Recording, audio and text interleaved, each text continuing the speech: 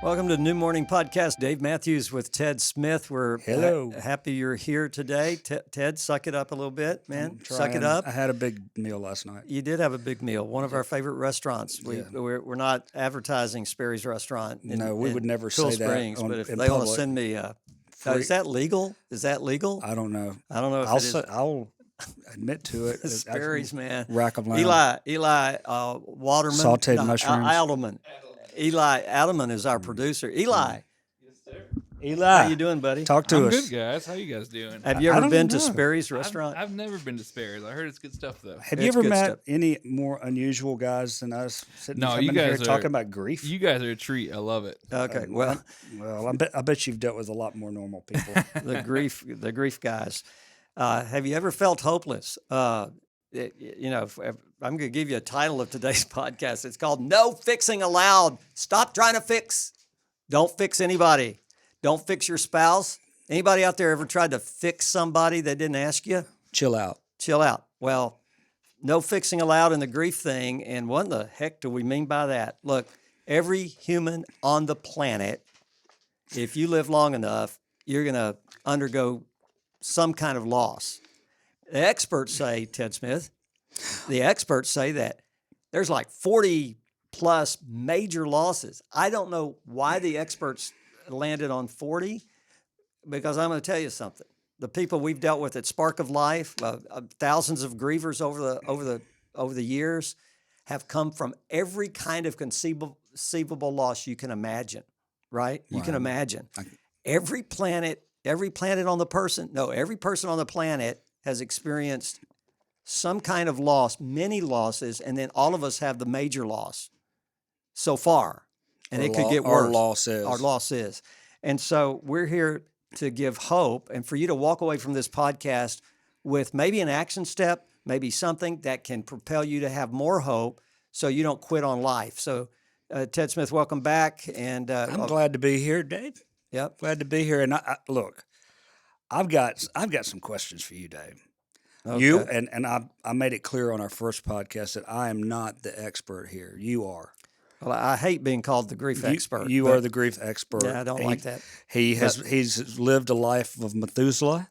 He has had experience Methuselah Jr. beyond not quite 969 your years, and he has talked to, counseled thousands had hundreds of retreats.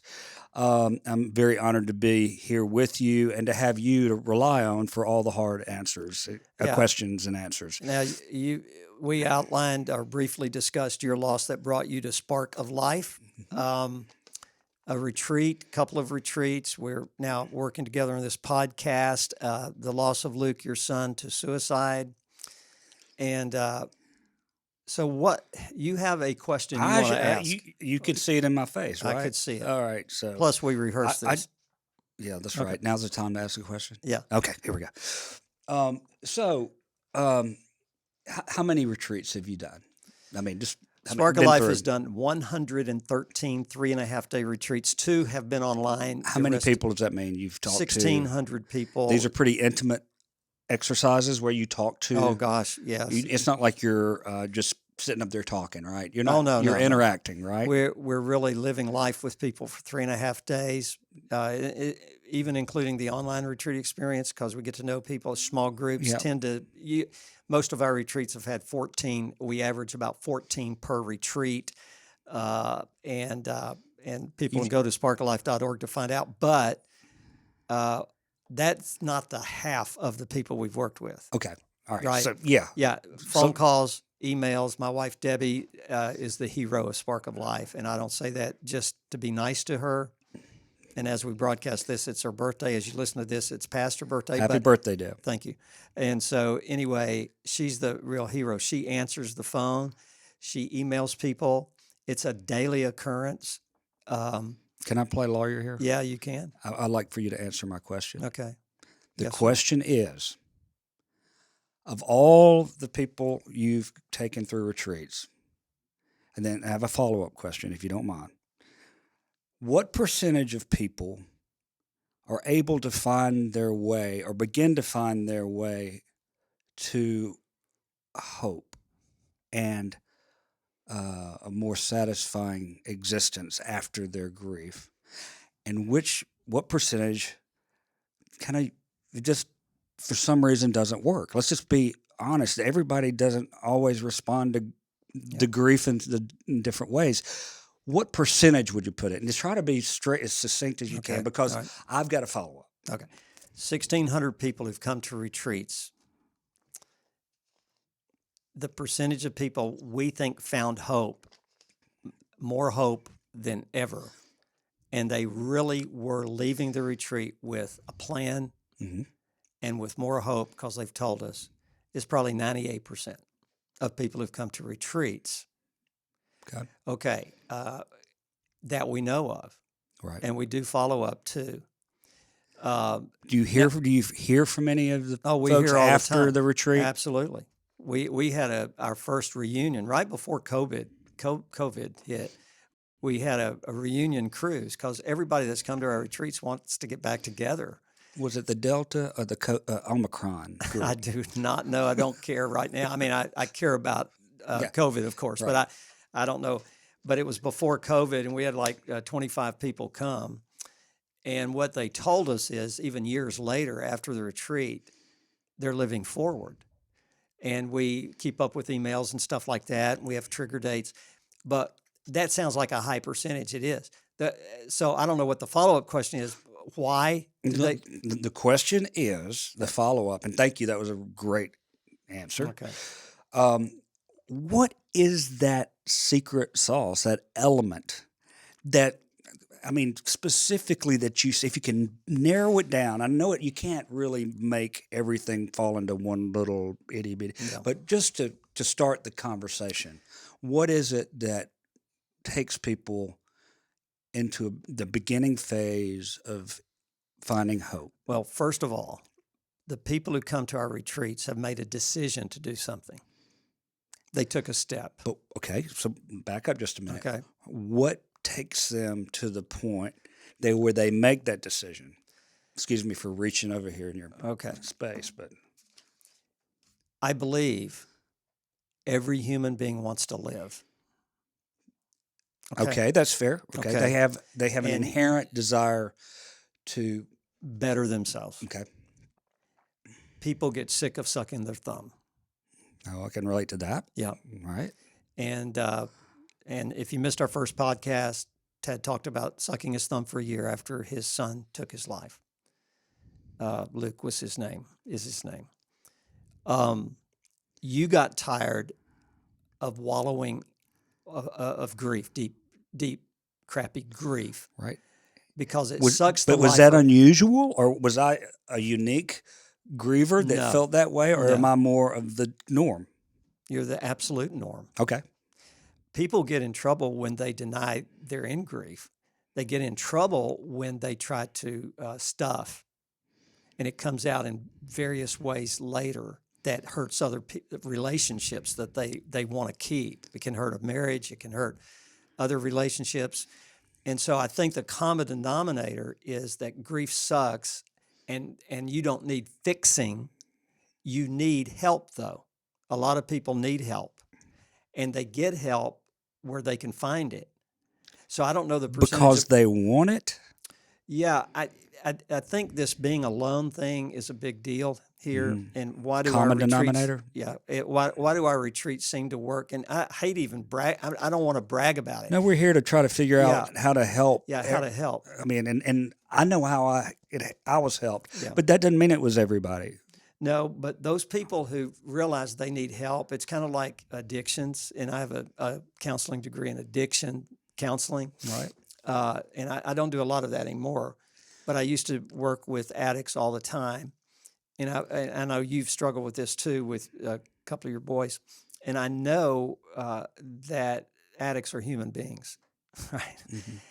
They're human beings, and I'm as screwed up as any drug addict. Even though I'm not a drug addict, I think we all have our addictions. But the thing is, I've got to face my pain. An addict has to face their pain, and they drink or they use drugs because it gives them a sense of peace. A pornography addict actually uses pornography in order to give peace. For a while, they feel peaceful. Everybody's seeking peace. So the common denominator, I think, is when I'm all alone in my deep grief, and sometimes I have to be alone, but I And can't sit there for a bit. and sit there, and nobody gets to tell you how long to sit there. Right. Okay. Okay. I understand that Yeah, completely. I'm not saying it's been a year, get over it. No, and we don't even use the term get over it. The common denominator is not being alone, not trying to do it myself without help. What role does being when I'm using my own example of going to a retreat and being around other people sharing their losses, their failures, their successes, what role does that play in jogging somebody who doesn't know what to do? It's like other support groups. Some support groups are bad, some are good. But if I'm not judged by somebody else, right? Mhm. What brings an addict out of guilt and shame when he realizes or she realizes that they're not the scum of the earth? Okay, they're not the scum of the earth because they're not, right? Right. And then somebody walks beside them that accepts them where they are and wants to be a guide to help them, just to help them, not to fix them. Mm.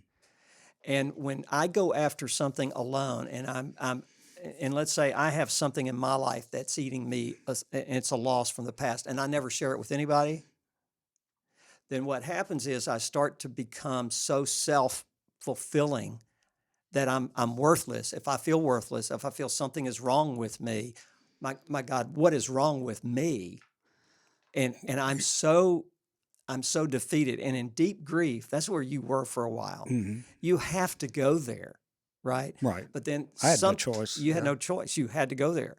And grief stinks. And we go to the pit because it's normal and natural.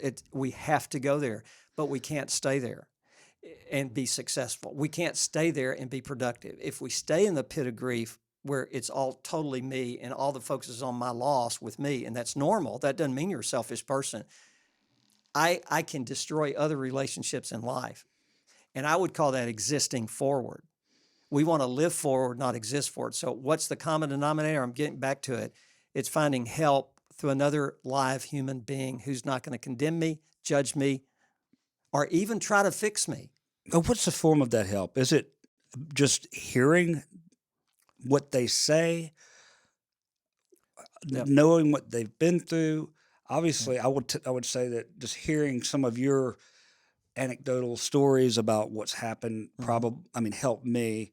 But what are those things that allow them to start getting out of themselves?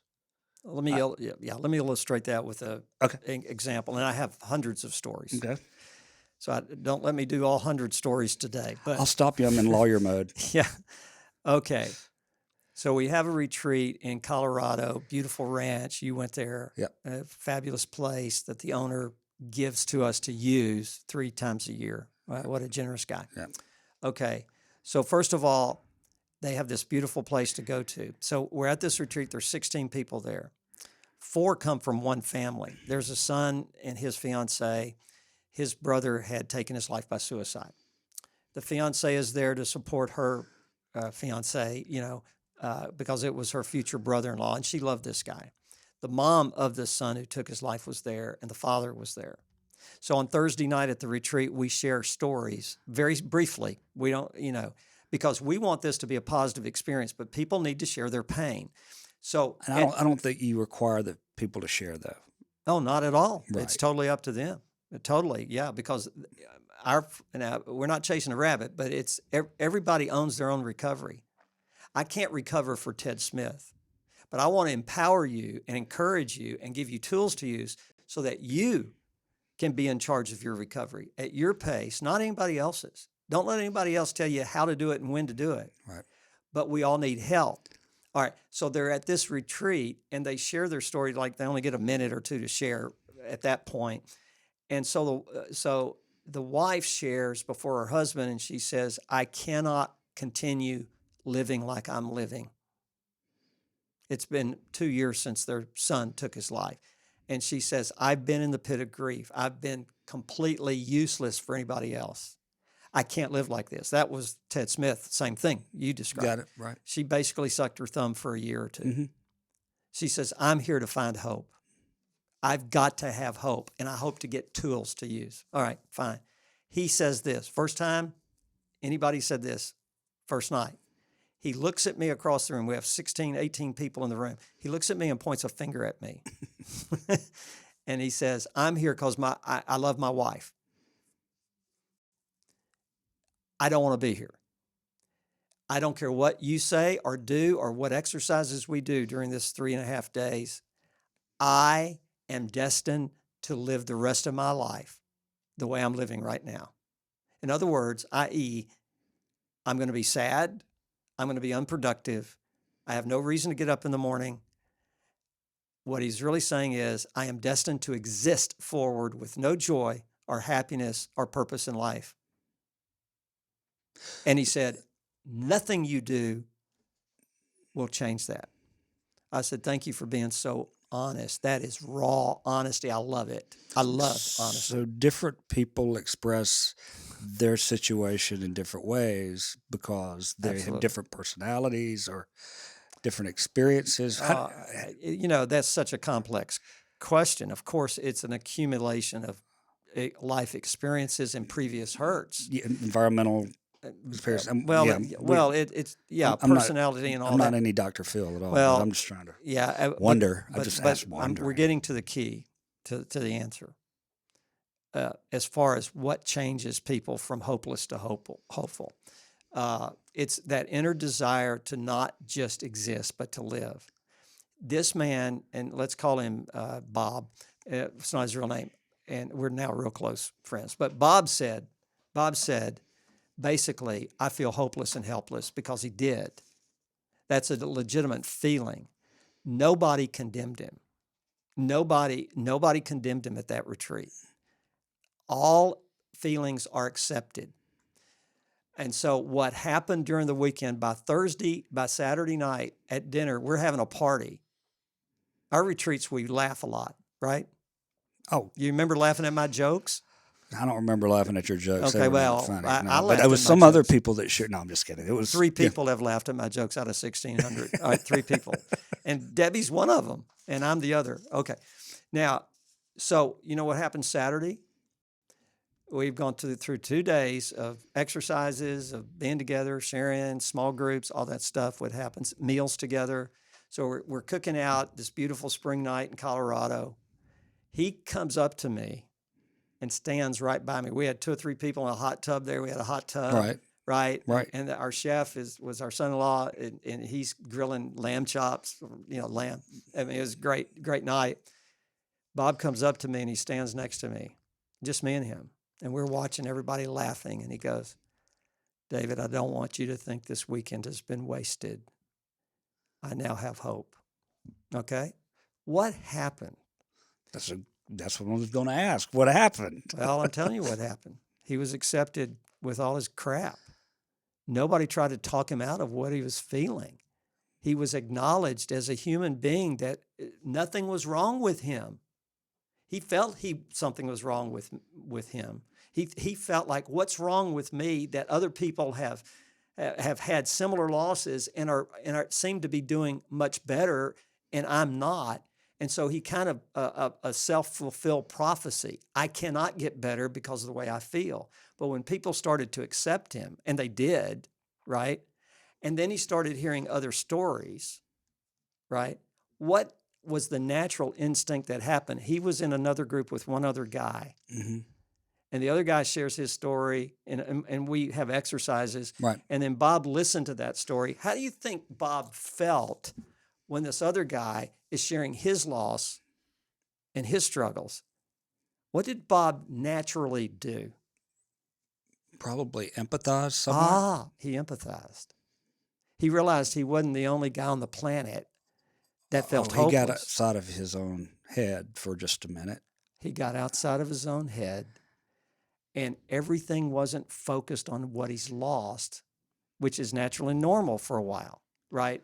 The arrows are all in. In other words, you lose Luke, and for a while it has to be that way. Everything is focused on the loss. gradually we come out of that and we start to realize what we have too. We still have something. Right. So all my focus is not on what or who I lost. It slowly changes into what I have. What you have left. After the, Yeah. you mean as in through the cliche, they're meaningful life thoughts. Yeah. It's one of the building blocks of a healthy recovery Okay. is discovering meaning. Okay. And we don't say you're being selfish thinking about your loss all the time. No, we say that's normal. Oh yeah. You're not selfish. Oh, I You're did it. grieving. You're grieving. Yeah. And let me say this. If you came to me and said, David, I've been sucking my thumb for a year, and you came to me for help, and you kind of did when you called us, right? Oh yeah. And so I say, well, that's serious. You've been sucking your thumb for a year. You should be further along by now. You pitiful thing. I mean, if I came across that way, click. Plus, what I'm doing, you know what I'd say and probably did? Ted, I would be worried about you if you didn't suck your thumb for a year. Right. Oh yeah. So I normalize your behavior. There's nothing wrong with because it is normal. It is normal. Yeah, it's not you normalizing it. It's a normal thing. Here's what's not normal. Friends of ours, years ago, I wake up in the morning. They had 4 kids. He was a preacher. They had church on Wednesday night. For those of you in the South, you probably know what that was about. Like you had to go to church 3 times a week in order to go to heaven. Now, Don't get me started. Yeah, don't Mom get me was an organist. Dad was a deacon. We had adult choir practice when all the kids got in trouble running around the church while they were practicing. It was a Wednesday night. Thursday morning, I pick up the newspaper. 8-year-old girl killed in a wreck. They're driving home from church on a perfectly clear Wednesday night. The mother's driving. The father is in the passenger seat. The kids are in the back in a van, just like our family. We had 4 kids, same age of that family. So she's driving home from church because the pastor, her husband, was tired. She turns around to correct the kids who are arguing, and she has a wreck, and Tiffany is killed, 8-year-old girl. We had an 8-year-old girl. I read the headline. I read the article. I said, Debbie, isn't this the family we worked with last year? And she goes, oh, my goodness. I go up to the hospital. It was in the local hospital. Tiffany has died. All the 3 other kids are injured. They survived. The husband's injured greatly. She's the only one not injured. She's the driver. So I walk in the hospital room. She's in the hospital room with her husband. Their daughter just died the night before. She has a smile on her face. Now, I know she's in shock, so I'm not. Yeah. I said, I'm so sorry about Tiffany. And I'm near tears. She says, David, it's fine. She's in heaven. That's what we always wanted. Definitely in shock. Definitely in shock. Yeah. And if she keeps that up, that's not good. She needs to go to the pit of grief and suck her thumb. You get that? So she's normal. It would be abnormal for you not to suck your thumb for a year. Right. Now, I'm not even putting a time frame on that. Everybody doesn't have to suck their thumb for a year. Well, that's kind of my next question. How do you have a standard of time that it takes for you to go from phase to phase? Absolutely not. Give us a range. Give me, and whoever's I will listening. never give a range because that puts people in a box, and that would lead people to say, "Wait a minute, David said 6 months to a year, and it's been a year and a half. Something's wrong with me." I would say, "No, it's not." I was guessing that you'd say somewhere between a year and 30 years. I would, because everybody's so different. Well, they are, but you don't want to stay in the pit of grief for 30 years, right? Because what we mean by the pit of grief, we mean this. We mean debilitating, I can't hardly function. Okay, well, that's a good. I appreciate you clarifying because I was going to ask you. You keep saying pit of grief, and pit of grief, the way we use it. I don't think I was listening very well at that retreat. Here's the deal: you have ADHD or whatever. You need to focus, Teddy. Okay. Would you say I wasn't listening? but those in grief don't focus very well. Right. Right. Right. Okay. So in deep grief, right, and so the pit of grief that we are talking about is dysfunctional. Okay. Okay. I got you. But you have to go to the pit of grief. after deep loss, and only you decide what's a major loss, right? And so you obviously the death of your son is a major, huge loss for you. You have to go to the pit of grief. The pit of grief is not to be avoided after loss. We don't want to stay in deep crap grief forever, because that's what we would call existing forward. We want to live forward. But I can't tell you when, right? But most people have already done positive things even though they feel hopeless and helpless. They've already started the process. They made a phone call. You got a phone, your wife called you, your ex-wife called you about Luke. Yeah. She did something she had to do. Oh, yeah. She's actually, in a sense, living forward. Exactly. She just doesn't feel it. Does that make sense? Absolutely. She Yeah. doesn't feel it because she feels sad and depressed and hopeless. It's her baby boy. It's her boy that she carried. Right. And you feel the same way. Right. So the pit of grief is a necessity when you define it the way we're defining it. Right. But it's not a place you want to stay. And some people stay there because Stay there. they are maybe for personality reasons they don't want to deal with it, or what Well, past causes that. losses probably are not being dealt with. Past losses. We're going to talk in depth about that in future podcasts. But Okay. this Yeah, I is- remember that exercise. But yeah, I did. all loss is in the context of your whole life. Right. How I respond to, how you responded to your son's loss is affected by other losses in Ted's life, Mhm. like your divorce from Luke's mother. That plays a part in maybe guilt coming to you, Mhm. because you could say, if I had been a better husband, if she had been a better wife, if we had been together, maybe Luke wouldn't have done this. And so you can blame yourself, right? So if you don't deal with that Right. loss of your first marriage, if you don't deal with that, and kind of you blocked it, it affects how you deal with the present major loss. Mhm. That's why we do we want to encourage you to go back to a lost journey or lost story about all your losses in life. That helps you put in context what you're going through with your major loss that you're dealing with, and don't think there's not other losses back there. Right? Oh, yeah. I was surprised, Yeah. when we went through that process. So the answer Yeah. to your question is a complex. It's a complex question, and I'm trying to simplify it to say, number one, if I think something is wrong with me, Mm. that I'm the weird person here, I'm weak. Right. Now, churches, we're going to do some podcasts on that. Churches can really hurt us here. Churches can hurt us, Yeah. And people. and people can hurt us. Yeah. By expectations, or by saying, you need to. There's something wrong. If you had more faith, you wouldn't feel so bad. Well, that's BS. I want that's to BS. defend people though a little bit here. I want to defend. I want to get on the other side, because I have had friends that they would come and I could tell they didn't know what to say, and they were scared to say something because they knew they had never experienced a loss like this, and they didn't know what to say. And some people, they intend to say things that are helpful. I would amend that. Most people. Okay, Most yeah. people. And Most people will try to say something to make you feel better and to solve your problem, and they can't do it. Now they're trying to be nice. Yeah, and what I did, and tell me if this is right or wrong, but I would always try to jump in and say, "There's nothing to say.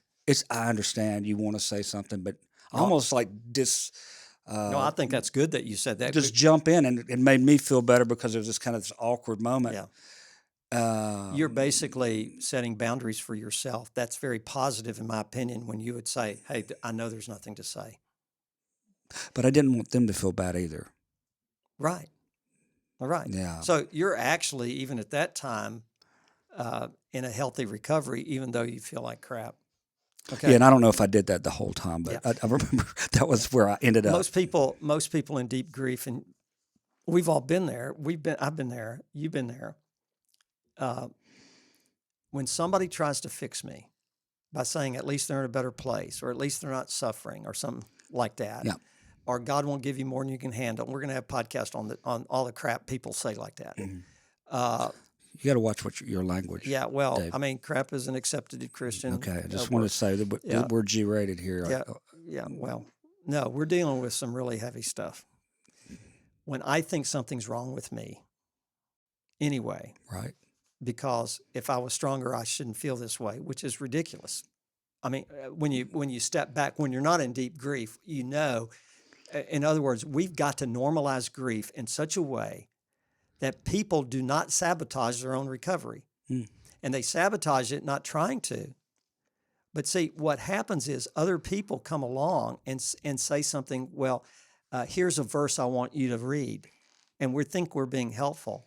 Well, at least they're in a better place. Well, maybe the better place for my child is with me, right? Right. And mothers say that and fathers say that. Don't give me platitudes like that. It might be true that they're in a better place. I believe my grandson's in a better place, but don't tell me that when I'm in the throes of grief, right? Don't, because when you tell me that, what you're saying is, if you just had more faith, David, you wouldn't feel so bad, Right. which sinks me deeper into the pit that I can't get out of. So what happens in a group setting, a small group setting, like one of our retreats, nobody is judged by how they feel. Yeah. First retreat we ever did, first full retreat, a young lady, young couple came to our room. They missed Thursday night introductions. You know, they missed it because of travel. They came in on Friday morning, 21-year-old couple that lost an 18-day-old daughter to crib death. Their first child was a beautiful baby girl. They woke up one morning and she had passed. So they come to a retreat. This sweet, sweet couple. She walks into the room, and they were a little late because they just got there that morning. And she says, "Is this the Spark of Life retreat?" I said, "Yes, it is. You must be so-and-so," because we knew, you know, they had called us and said they were going to be late. And she said, "I just want to say one thing.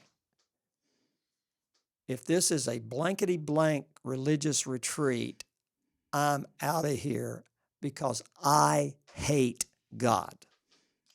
Okay, that's the story. And we said, "Oh, you're more than welcome here." Absolutely. We validated her feelings by not trying to fix her. She validated her feelings. Then she got in her small group of two other ladies, two other women, and they shared their stories, and she started hearing other people's pain. And what happens is she started reaching out to them, empathizing, they with her. She realized she was not alone, and she realized that all her feelings were natural and normal. She wasn't on an island. She wasn't on an island. And that gives people hope. It's not me that's so weird. Now, look, if you know me, I'm weird. Yeah, I agree with that. Okay. And you're weird. We're all weird in a way, right? We're I all don't weird. know about But you know what? I need somebody to accept Dave Matthews as he is. 1T Right. Dave Matthews. I'm not the band guy for crying out loud. I'm not going to sing for you. I do get hotel suites sometimes because they think I'm Dave Matthews, and then I make them feel guilty when they realize I'm not Right. the. You're not the comedian, remember? Yeah. Okay. So, well, maybe I am a comedian, but do you get the point? So, going back to this woman, for example, and then the guy, Bob. Yep. But the woman, the 21-year-old, on Sunday is a different person. Does she still have pain about her baby girl? That was 2009. Does she still have pain today for that baby girl that she lost? Yes. She still have some scar tissue? Of course. Right? Right. And I bet every birthday of that little girl, she goes, maybe has a visit with the pit of grief, and she has every right to do that, but she's living forward with hope. Okay, because by Sunday of that retreat, after being accepted as she is, and by the way, you're in grief and you need to go to that pit, you're in the pit because of that loss, but you don't have to stay debilitated. And it's a process out. By Sunday, she says, "I want everybody to know." And we didn't try to get her to love God. Right. We just loved her. We just loved her like everybody else in that room loved each other. Because, so she had some worth that maybe I'm not so weak and weird. Maybe I'm just in grief. So, yeah. So, Other people helps me see that. I cannot grieve all alone all the time. Sometimes I need to be alone, but sometimes I need somebody to walk beside me and be there. So I want to wrap all this up into one little nice package. We Yeah. started out, you said no fixing allowed. Absolutely no All right. fixing allowed at the Spark of Can, Life. can we add a little tag to the end and Oh, say you add all the tags you want. no us. fixing allowed? You need to find the right perspective. You don't need to be fixed. You just need to find where your place in amongst is that a word, around that you're surrounded by people that have similar losses. It's And not a fixing thing. It's a finding your perspective. And the perspective is, you know what? I have every right to feel the way I feel. And don't try to talk me out of it. Just love me as I am. And when they feel loved as they are, amazing things happen. I didn't try, and neither did anybody else try to fix Bob. We don't allow fixing at our Spark of Life work. We don't allow fixing because if I give Debbie unsolicited advice, she's my wife, by the way, of 47 and a half years. And by the way, June 14th in 3 years, 50th anniversary for those of you who give gifts to people who celebrate 50 years. You might write that down, June 14th. Oh my gosh. 2024. Write that. Are you writing that down? What do y'all like? Cruises around the world. There's a payway. There's a fast. All right. Get a card for you. Go. Okay. But No, let me finish. okay. Where was I? Well, I don't know. You're don't talking know. about getting a gift. Yeah. Okay. So, if I tried to give unsolicited advice to my wife, Right. and I do a lot of marriage stuff too, Right. with Marriage Helper. Right. Great organization. You need to check marriagehelper.com out if you're having marriage problems. But here's the deal. If Debbie comes to me and she has a problem and she hadn't asked my advice, and I say, well, honey, you just need to trust God. What am I communicating to my wife? I'm communicating to her, if she was as smart as me, she wouldn't have the problem. Then I'm communicating that she doesn't have enough faith in God. Now I've attacked her character. Now, somebody says, oh, you didn't do all that. Yeah, I did. She didn't ask me for advice. She is sharing her heart. So when the girl comes in and says, I hate God, she doesn't want me to say, if I say, well, I know that's the way you feel now, but later you're going to see that God still loves you. Then I've lost her because now I'm trying to fix her and I've actually helped her go deeper into the pit. Does this make any sense? Yes. Okay, so it happens in everyday life when I try to give unsolicited advice to my grown kids. I do the same thing with them. So I need to stop doing that. In a grief situation, nobody tried to fix this woman and say, you should love God, or how dare you say the bad words, I hate God. Do you think God understands her heart? I guarantee you he does. So all we did was accept. I'm not trying to fix. So, but what you're doing now is there's two angles here, Okay. both of which are helpful. One is external. You're talking about from people outside, don't try to fix somebody who's in grief. Right. But you also, a big part of what we've been talking about here is from internal, start as a first step eventually, once you have stopped, to start looking around and expose yourself to some people who also have been through grief so that you see you're not on an island. Yeah. So it's really two parts It to is this, two parts. this podcast. It is really. two parts.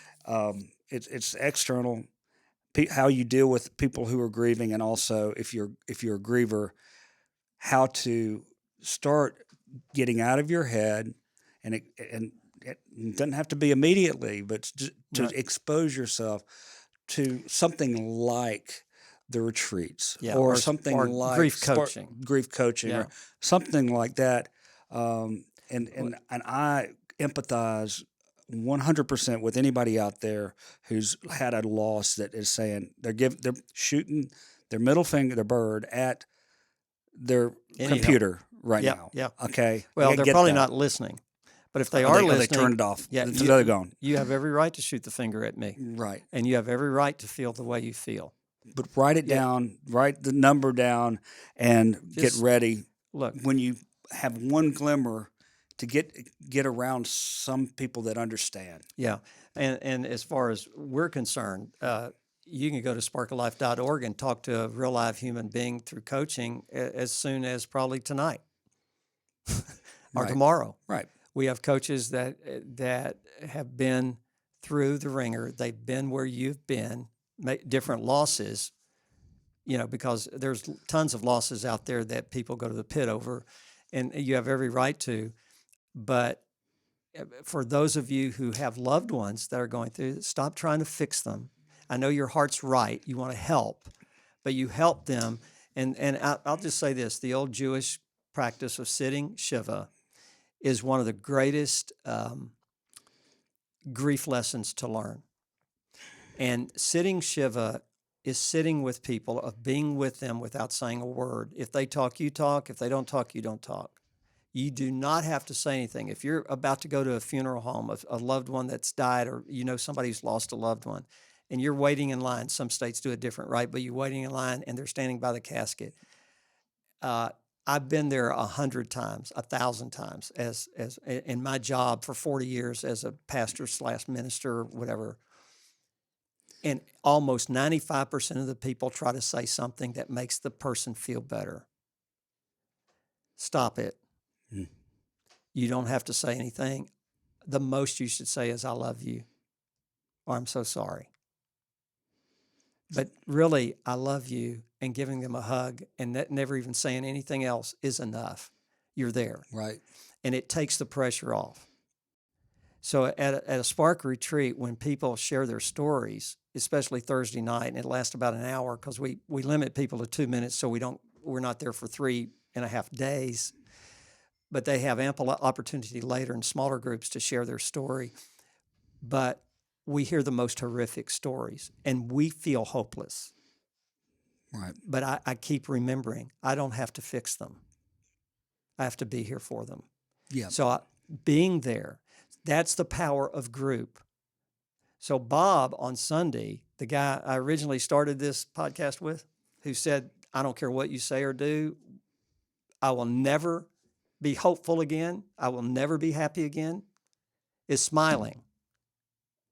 And he's hugging everybody. And he was one of those guys that had tattooed across his forehead, don't you even think about hugging me. He's one of those guys. Right. Right. And that's probably judging him. But I mean, some guys come across, okay. Right. they'll Right. shake Right. hands. Right. Okay, that's fine. Everybody is not a hugger. That's okay too. I'm not going to force that on anybody. Right. He's hugging everybody. He hugged my wife, and then he hugged me. And then he and his wife brought us up to the Upper Peninsula of doing a grief workshop for their church. And when he saw me that day, and we hadn't seen each other in 6 months since the retreat, he's smiling. And he hugs me, doesn't say a word. I don't say one word. Hadn't seen him in 6 months. We hug. And we both wept. Wow. And he's having hope. He's living forward because somebody, and not me, I'm talking about the group. Mm-hmm. That's why I got to get help sometimes. Not to be fixed, to have somebody walk with me. That's what we do at Spark of Life, sparkoflife.org. I mean, go. So you just made the 2 points again. It's the fixing part. You don't need to be fixed. No. And then you need to find other people to expose yourself to so that you don't feel like you're on an island and you get out of your head. Somebody I think it's really two strong points, that would be really be careful who you get with. Yeah. Look, we don't have all the answers at Spark of Life. There's other people out there doing great stuff with grief. I never want to put anybody down. Right. What I'm saying about being careful, you don't want to get somebody who has fix-it mode and trying to talk you out of your feelings. Yeah. That doesn't help. That makes it worse sometimes. So just be careful. Make sure it's somebody who will totally accept you. I don't see, and so when we do grief workshops for churches, for example, and what we're doing is trying to, and for businesses, what we're trying to do is teach people how to handle people in grief. It's simple. And here's the answer. Shut up and be there. Shut up and be there. Can you remember that? Yep. Shut up. Sure can. And be there. I don't have to fix. And the flip side is, if I'm the one in the pit of grief, and many of our viewers and listeners are, if I'm the one in the pit of grief, you don't have to fix yourself either. Right. You don't have to. You just be honest with your feelings. I don't care what they are. Go to a safe place. that a group will not condemn you or judge you or try to fix you. No fixing allowed. So what's the word of the day? No fixing and find others. Okay, so our word of the day is 6 words, no fixing, and I don't know if I can that's put five, it. 5 words. I can't. I don't think I can put it in that short. No. Yeah, but our word of the day is no fixing allowed. No fixing allowed. Yeah, Thank don't you all for joining us this time, and look forward to the next podcast. It'll change your life. I promise you. The concepts, what we're going to share with you, is incredibly exciting. I mean, it really is. This is a new morning. I'll be here with questions. Okay, Ben. All right. Bye. Bye.